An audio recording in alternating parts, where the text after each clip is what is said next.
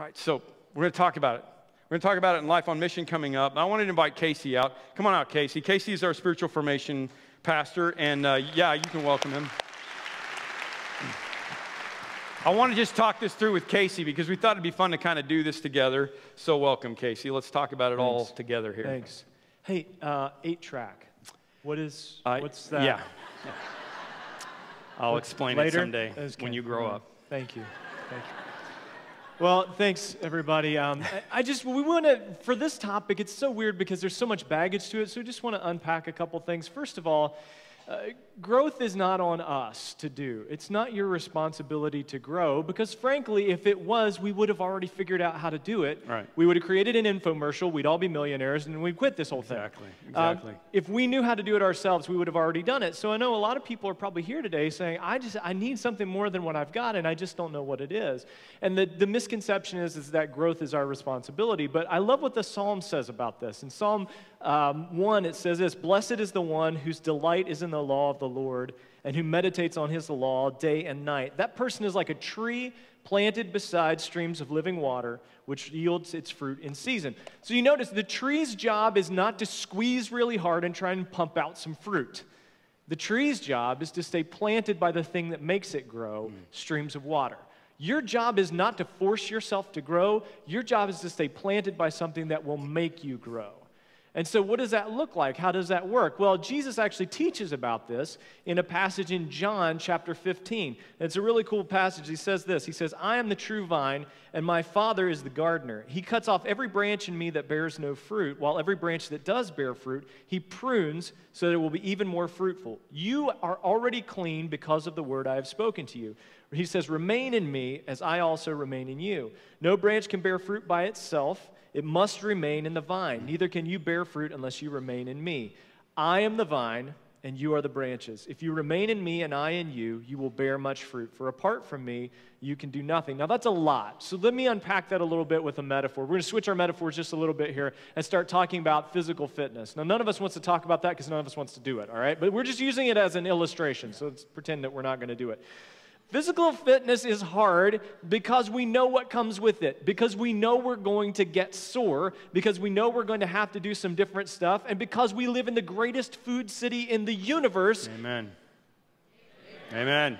It works. That was good. Yeah, I know. This is the first time I've ever tried that. Yeah. Thank you, Choco. Thank you so much. So when Jesus is teaching this passage in John 15, what he knows is that he's about to die and be raised from the dead, and he's going to be gone. And so he's leaving these disciples in charge of transforming the world, but he knows he's got to leave them with something more than just some rules to abide by.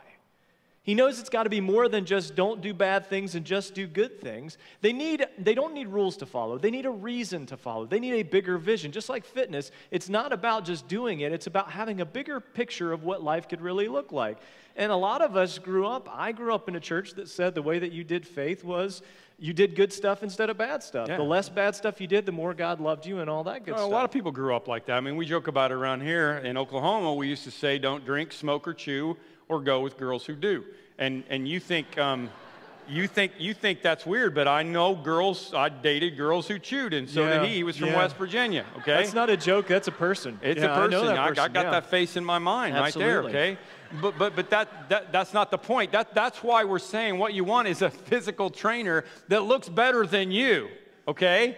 Right? Am I right? I mean, you don't need a physical trainer who's in worse shape than you. That's not going to help you, right? It's not like I don't want to look like that guy. It's I do want to look like that guy. That's what is important. Yeah. And Jesus even did that. Jesus said, the Son of God only does what he sees the Father doing. So Jesus was our example of God, and now he is our example for us. That's how it worked. That's how the whole thing happened, right? And sometimes, we'd all like to step back and give in to the things that are around us, right? I mean, joke about the food. Becca's like, okay, we don't have good Chinese food in L.A., and we don't have good pizza in L.A., so we're going to go to Rising Sun for lunch and Lou Malnati's for dinner. That's not on the plan. You know what I'm saying? That's not on the plan, but Becca's here, so we're going to take care of her and, you know, do our duty. Every once in a while, even as a believer, I'm like, oh, I want to give in to lust. Yeah. You know, I want to give in to greed. I want to give in to those things that I know are bad for me. Yeah. And if the only motivation for me, okay, the only motivation for me to not do that is that I think Jesus or God is going to be mad at me for it, then that's not really very good motivation. No. If my only motivation for not eating, you know, the butter crust on Lou Malnati's is that, you know I'm not supposed to, it's not going to do me any good. I have to have a vision of what it is that I want to have. Absolutely. So here's what we said. Following Jesus and learning how to do life is the best life any person could ever live, and you've got to start there. Yeah. So this is really important for us to mention, and we can't say this enough. Jesus did not call you to be a Christian. Jesus didn't even know what that word was. That's right. Jesus called people to be disciples. 52 times in the Gospels, he says, follow me.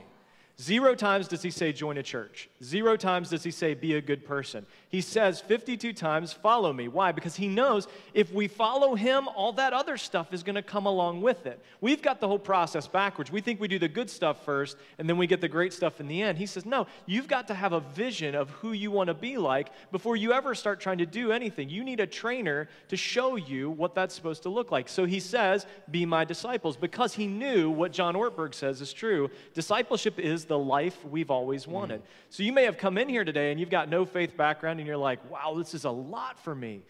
Let me just say, as a human being, you have a life that you've always wanted. Would you like to have that? Jesus says, I can give you that.